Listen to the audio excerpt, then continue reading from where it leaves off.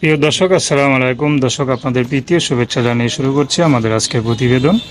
তো দর্শক, দেখতে পাচ্ছেন আমাদের সামনে এক আপু দাঁড়িয়ে আছে। আমরা তার জীবনের গল্পটা শুনবো। তো জানবো আপু কেন আমাদের ইটের মাঝে আসলেন, তিনি কি বলতে চান। আপু, আসসালামু আলাইকুম। ওয়ালাইকুম আসসালাম। কেমন আছেন? আছি কোনরকম। আপনার নাম কি? শ্রাবন্তী। শ্রাবন্তী, খুব সুন্দর নাম। এতটা অসহায় আপনি? হুম। তো আপনাকে দেখে তো মনে হয় একটা ইয়াং মেয়ে, কাজ করার মতো করতে পারেন। হ্যাঁ, মানুষের বাসা সেলাই মেশিনে কাজ করি।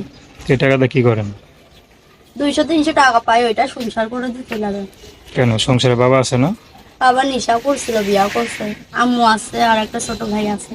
ও, তা আম্মু কোনো কিছু করে না? আম্মু অসুস্থ, আম্মুই কইরা খাওয়াইতো। আম্মু অসুস্থ হওয়ার পরে আমি নিজেই করি। এখন কি করবি? আচ্ছা আচ্ছা। আর না হয়তো আপনি মনে মনে মোটামুটি ভালো একটা জামা পরতে পারতেন, একটু সাজগোজ করে আসতে পারতেন নাকি? সাজগুজ লাগবো না ভাইয়া।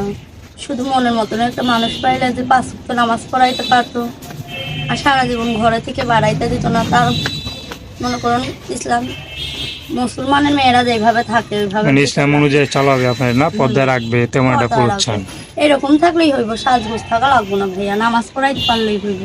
আচ্ছা আচ্ছা। আর একটা সেলাই মেশিন যদি কিনে দিত খুব আরো ভালো হইতো, আমি নিজের কাজ নিজেই করে খাইতে পারতাম। হাতে কাজ বাজ সব জানেন? হ্যাঁ ভাইয়া, মানুষের বাসায় কাজ করি, পাই 200-300 টাকা। আর নিজের একটা মেশিন থাকলে নিজে কইরা খাইতে পারতাম। আচ্ছা। তো দর্শক, আপনারা শ্রাবন্তী আপুর কথা শুনলেন। তো দর্শক, প্রেম ভালোবাসা সাহায্য সহযোগিতা বিয়ে শাদী করা একান্ত আপনাদের ব্যক্তিগত ব্যাপার। তো আসুন আমরা 5 ওয়াক্ত নামাজ পড়ি, সর্বদা দেশের সেবা করি।